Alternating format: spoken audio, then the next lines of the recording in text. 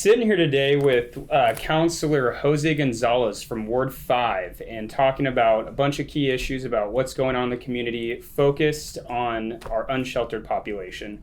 Jose was elected in this past year, correct? In 2020, and with that comes a lot of responsibility and solving some key issues going on in the community. So thank you so much for being here today. Really appreciate it. Your insight's going to be so valuable to our members and all of our listeners. So thank you.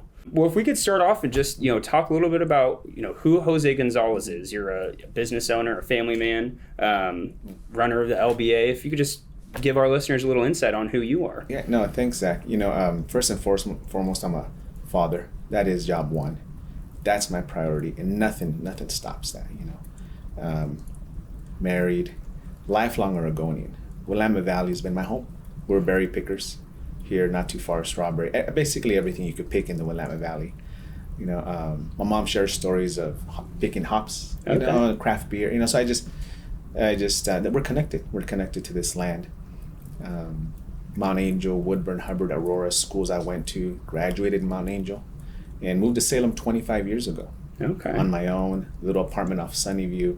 Worked at a restaurant first, Arby's, just getting my start. And sort of a long story, but accidentally I got into real estate, Okay. And I'm happy to say it's my 24th year. That's awesome. And along the way, this job, this career does give me extra freedom, a little bit more time to manage my own time. And with that, I've been able to do a lot of things, and really, you see me here, but I'm not alone. My family, my friends, coworkers, so many people, like you said, in the community. You might see me, but I'm not alone. That's awesome. And you also started the Latino Business Alliance too. Can you talk about that a little bit? Yeah, it actually, the last recession sort of forced us to rethink how we do things. And it's hard to see your community struggling. And we felt it too, but it hurt more because we knew we'd figure it out. But Baltazar, Molina, and I, we were the co-founders. We went around and just started finding business people with the right heart. And one thing led to another, but I'm always careful when I do this. But at that time I said, we should make this more official. And next thing you know, I'm the board president of the LBA. And like I said, I didn't do it alone, still not alone. But be careful what you ask for. Absolutely. But I would say that organization, lean and mean, we're very grassroots still. But man, we've helped and received a lot of help from so many people in town. And we hope we've made a difference. No, absolutely. I'd say a tremendous difference. If you're a business owner in town, how could someone get involved with LBA? We had probably the easiest way today now is our Facebook page. We post everything there. We respond to messages there. And eventually, we're starting to meet again, and we'll have that too. But right now it's on a limited basis, and we're going to get back to where we were. Awesome. We're definitely excited for that. I know attending on the Thursday mornings is always a blast, and going around and talking with business owners and everything. So excited to get back to those in-person events. Same here. Transitioning into kind of a topic that is very familiar with people, whether you're a business owner, employee, just a resident of Salem, is our unsheltered population. During your election, that was kind of a hot topic. One of the things I think is a great clarifying point is talking about what is the jurisdiction that the city of Salem has in regards to the houseless population. First of all, it's a very important topic, and I would say if anybody that's watching leaves with one thing, that's that this problem's only going to get worse. It's just this crisis, it's only going to get worse. And one of the things that ties our hands is the fact that most people, and this is what most people don't know, you're right, is that within Salem, you might see the Salem as an address, right? And we might drive through Salem, drive around. But there's a difference between you being within the city limits, the county limits, and then state-owned highway property. So we have a disadvantage because really the three governments aren't connected. That's something I was really surprised when I jumped on the council, how separated we are. And because of that, there's very little that the city can do, especially at the Market Street. That campsite is 4 or 5 blocks from my house, and we're seeing the effects of it. It's just not there.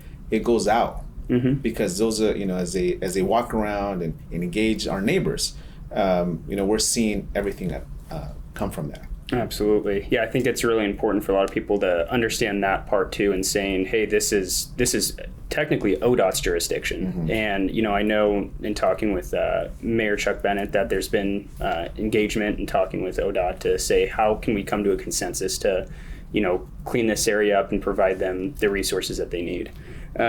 With that too, there was a big decision made on June 1st by City Council. Actually, it was before June 1st. It was late May, which sunsetted the park camping. That was created to allow individuals to come outside of the downtown corridor and find places to stay within two specific parks in particular, Wallace Marine and Cascade Gateway. Can you talk a little bit about that transition and what that looks like? It wasn't, I think the City Council came to a consensus of on June 1st, it's not going to end. It's going to be kind of a process and a timeline. So could you talk a little bit about that? No, if anything, when people ask me what's the best thing about City Council, right? What's the best experience I had? Let me tell you what it is. It's the staff, right? The people that are working at the city, it's not a 9 to 5 for them. This is what I've learned. They're out there, they're passionate about whatever they're working on, they're trying hard, they care, they're bleeding, sweating, and crying. I mean, you should see, that's what it motivates me, right? And we all acknowledge that all these things we're doing, Zach, are just Band-Aids. They're really just Band-Aids, so we're just moving them around. The allowing them to camp on public property, specifically our parks, was a decision they made, last council made. With regards to COVID and then the downtown, them congregating. So that was a decision that was made. It was supposed to end June 1st. And it continued, that date, it continued. That's the ending date. But now it's more of a phasing, because I think one of the things I'm sure you realize is that in our city, a third of the people think we're doing too much for homeless people. A third of the people think we're not doing enough. And a third don't care, enough to really do anything. So this transition of going out there, talking to them one-on-one, seeing what can be done, see where we can find them a new place. At the same time, we're cleaning up the camps, we're cleaning up the parks, because here it's summertime, and there's a big group of people that want their parks back, and that's in addition to the people that have not been able to use their parks out of fear of danger. When I first started, I told the public, one of the staff, I said, I'm going to go down to Cascade Gateway. He's like, Jose, don't go unless you go with police. Wow. And I'm not afraid. But it was just interesting that was his comment to me. So I thought that needs to be solved. Yeah, absolutely. And it's excited to see that kind of transition, and city staff is supposed to be reporting back to City Council and talking about this is kind of where we're at in the process, correct? Yeah. That's one of the things we're asking them to do, and this is brand new because they're learning as we go. Everything we're doing is there is no playbook in this situation.